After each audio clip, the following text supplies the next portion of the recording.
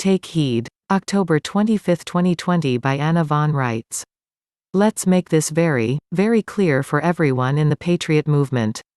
Our state assemblies are the government of each state of the Union.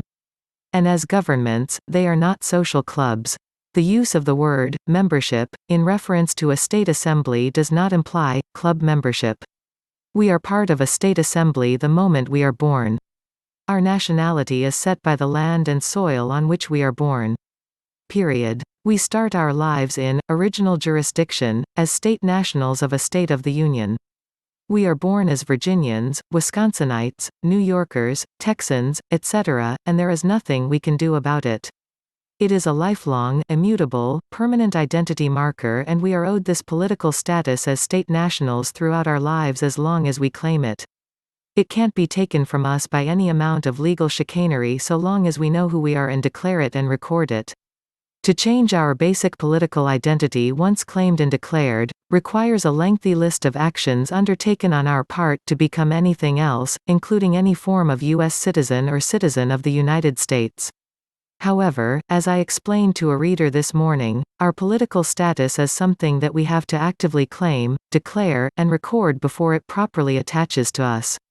If we leave the question of whether we are Americans or Brits or Portuguese up in the air, anyone is free to presume whatever they want about our political status and nationality.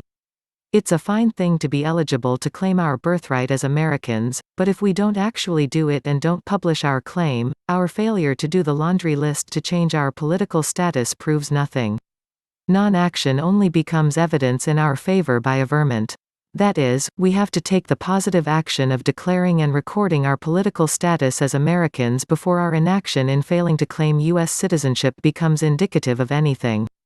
If we were born as U.S. citizens or citizens of the United States, no such action to adopt those political statuses would be necessary, and our inaction with respect to the foreign naturalization statutes would be taken for granted.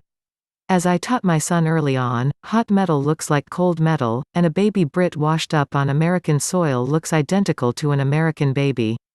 So, whose little girl are you? Becomes a question requiring an urgent and definite answer. We all start out in this same political status as American state nationals, and absent a bunch of crap from our erring employees making false claims otherwise, this is our political status from birth to age 21 when we can choose to stay in the state national status or accept the rights and responsibilities of state citizenship. State citizenship is a grave responsibility and requires us to do the work of self-governance, including serving on juries and in the assembly militia. It requires you to participate in elections, attend meetings, and make decisions. There is only one automatic way to lose state citizenship once you've accepted it, and that is by accepting a job with the federal government or some other foreign government or becoming the dependent of such a foreign government. In actual life, we may unchoose the state citizen role and fall back into state national status as a result of other circumstances, too. You are a mother with 10 kids below the age of 15. You are 75 and don't want to be bothered with public duty anymore. You have cancer and are fighting for your life. Your mother has Alzheimer's and requires constant care.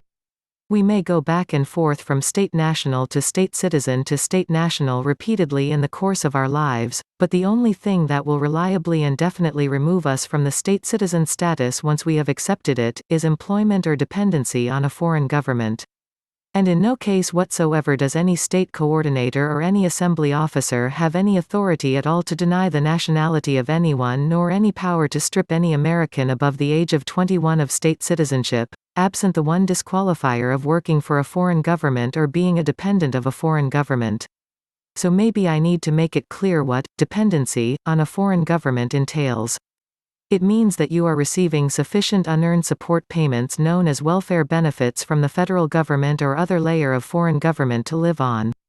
Note, the payments have to be 1. Unearned, and 2. Sufficient to pay for at least a minimum lifestyle with food, rent, utilities, clothes and other basics of life included. This means that earned retirement pensions and services of all kinds, Social Security, military pensions, civil service pensions, anything that you earned or that your spouse earned, or for example, Social Security dependent benefits paid to children of deceased parents who vested in that system, or anything spun off of such earned pensions and insurances like unemployment insurance that you paid into, do not make anyone a federal dependent.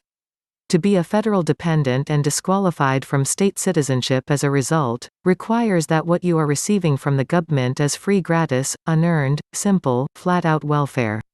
Acceptance of a gift, like the one or however many time CARES Act disbursement, don't make anyone a federal dependent, either. It's not sufficient to stand as a full living grant and as a gift, conferred, without asking for it and without reference to any need on your part, does not qualify as any kind of welfare, either.